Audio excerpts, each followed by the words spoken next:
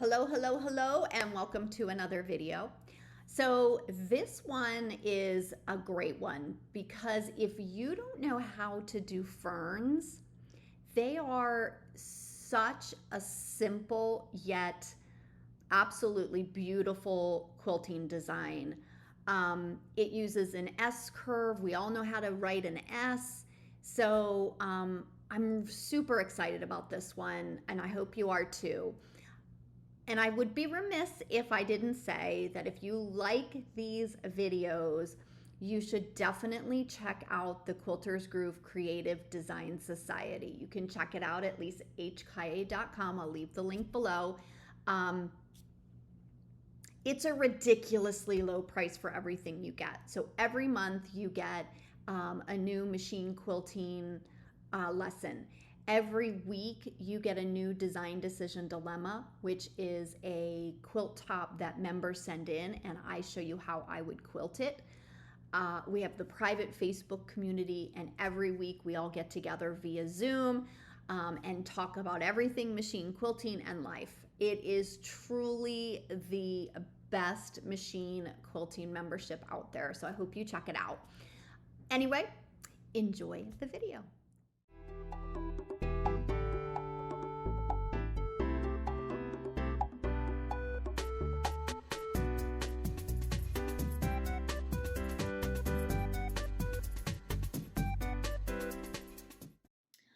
Hey everybody, I'm going to go over the quilting motif ferns a little bit more in depth for you because I know that there was a lot of questions. So ferns should be probably about one of the easiest things to do because there's really not a whole big technique to it.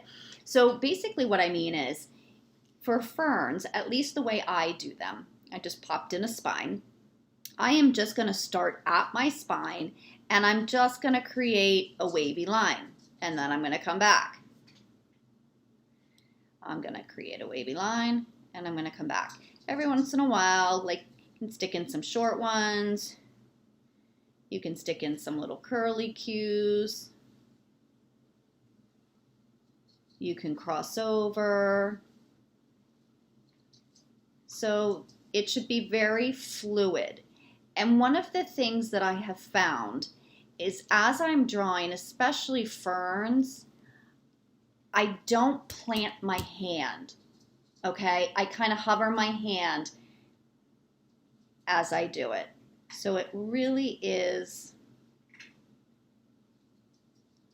very organic and there's no rules to your ferns, okay? So one of the other things that you can do is give it a more structured look, right? And just do that C curve in different shapes, or I'm sorry, different sizes. So there's that as well. I do quilt better than I draw these because I don't do them a whole heck of a lot.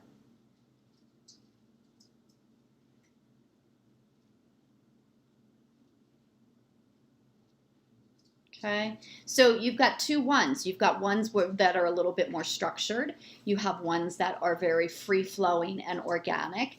And you can also come in and actually, I'm going to just kind of put if you want them really uniformed. So what I did was I drew my spine, and now I have these two dotted lines, and I'm just going to bring my fern out to the dotted line. That creates a little bit more uniformity in the fern. If you go a little bit past it, that's not a big deal. Your other thing is you don't always have to come all the way back to your spine. It could look a little bit more like that. So remember what I was saying, the more you draw, the better you'll become. Obviously, I'm not very great at ferns, as you can see. And so let's try the fern wreath. Okay, so I'm just going to flip this page over, and I'm just going to draw a circle. Actually, let's do this. We're going to draw a square first, because I want to contain it a little bit. And I'm going to draw a circle in the center. Okay. And I like to start at 9 o'clock when I do these. I'm going to make this a little bit more organic looking. See how I went a little bit bigger to take up that corner?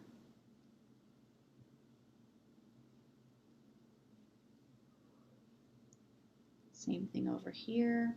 You don't have to do that. And you can tell, like, there's a direction that, again, you'll like to go better than the other, just like with our feathers, which just means we have to practice the way we don't like the most. So I've got my outside. Now I'm going to go into the inside. I'm just going to pop in a little circle in there because I just want to make sure that I'm kind of even.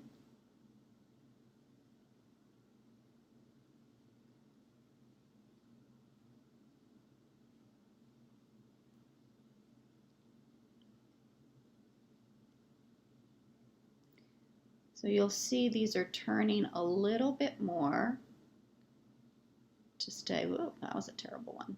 To stay with. Okay, so again, ferns are super, super easy. They're very organic, so I don't want you to stress over them, and just keep practicing them because they really are. They're great on guys' quilts or a quilt that doesn't like feathers. And they fit in just about any space. So before I end, you can also do something like, if you have a triangle. Okay, I'm going to do 2 triangles for you. So we can come and put in, we'll just say that those are part of our dividing lines, and then kind of work off of that.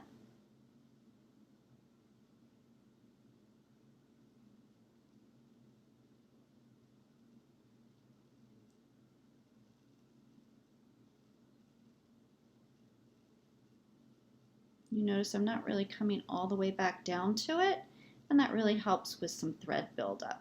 So you could do something like that, or let's see if I can just work off of this one here.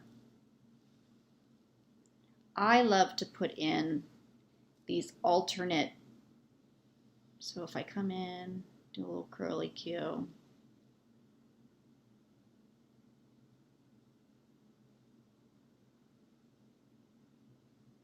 again, very organic, just a little bit of a waving line. So now I'm going to have to come all the way out here, and I'm going to tell you it's a lot easier to do with the ferns than it is with the feathers because it's so organic. So I can come all the way out, swoop in, take in a whole bunch of space, and then just keep going.